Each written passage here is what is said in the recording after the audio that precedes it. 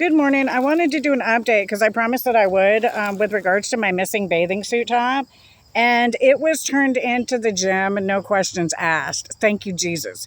The reason I'm bringing this up one, because when you say you're going to do something, you need to do it unless you have a very valid reason not to. That's number one. We have to show everybody that we're good on our word. And the only way to do that is to keep your word, right? So my bathing suit top did come up missing. And it was within a situation where I had a key out, but I know my son didn't take the bathing suit top. We've also had somebody else who claimed to have a key to my house that's connected to Zach.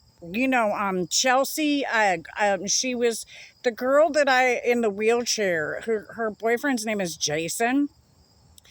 Jason was caught soliciting a prostitute in Grand Rapids, and they befriended me on the bus. I don't know if it was to get out of trouble or what the deal was, but he had an exact pair of pants. And I showed this to my son so that he could have an understanding of the situation with regard to Zach and Chelsea and Jason. And basically what it is he wound up with wearing a pair of pants that looked exactly like the ones I owned. And it freaked me out because of the simple fact that somebody broke into my house a few years ago while I was at a funeral and cut up all my shoes. And it didn't just happen once, it happened over and over again.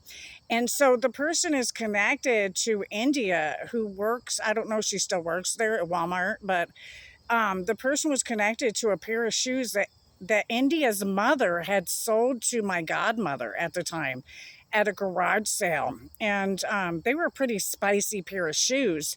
That was the only pair that wasn't cut up during the funeral, and it was cut up later when I was at the campsite.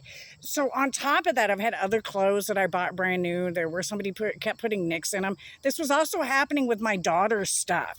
I had a little white dress with gold in it that I had bought for my daughter, Tiara, when she was really, really little, right after she came from the hospital, and somebody cut that up also. So the people have an understanding. So it wasn't just me who was targeted, it was my daughter as well.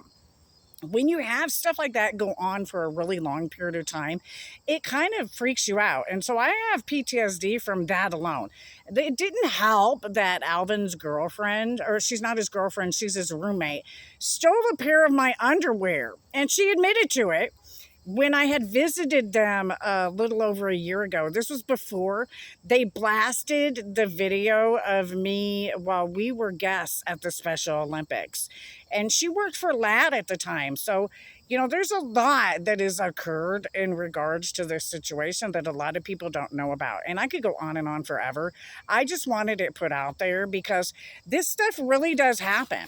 And so there's no confusion that people are really, really sick like that and demented. They will break into your stuff and steal your clothes and wear them because they're that jealous of you. And if you have somebody that's doing it because they're with your ex, that's even more demented. That's that's somebody that's psychotic, especially if the person is same sex.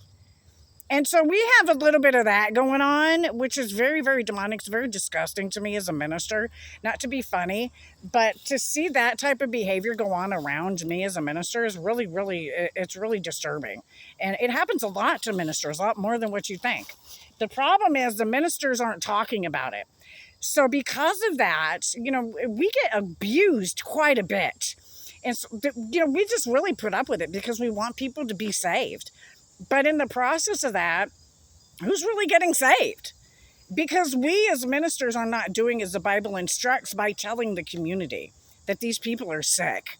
So you've got ministers that are claiming vow of silence when it really is instructed in the word that we should be exposing these people. So there's no confusion. Anyway, I wanted it known that my bathing suit top had been turned in at the gym. So I don't know. I know what I know, and again, that's basically what it is. We've also got a situation where people weren't paying attention. They did not want to listen to the fact that James was outed on my birthday. Because he was caught lying about his birthday, the year he was born.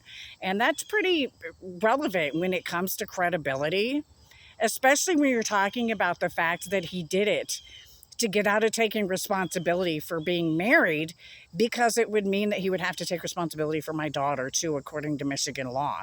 And he was being very, very selfish. Him and any of the people, all of the people that were around him that knew about it. And then, they were trying to cover stuff up, which created some gang stalking. These people grouped up against me. They were shadow banning me, censoring me, breaking into my home, stealing evidence, enlisting people around me. They were bashing me, going behind me, doing smear campaigns on the bus, at the gym, at the churches, everywhere I went. Not just there, online as well. When they knew I was sleeping, hacking into my phone, calling people, pretending to be me.